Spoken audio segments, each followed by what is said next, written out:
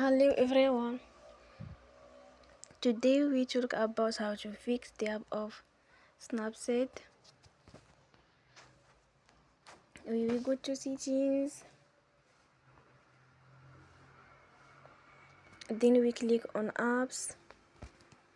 After that we search the app Snapseed and we click. The will on for stop. After that we go to storage, then we click on clear cache.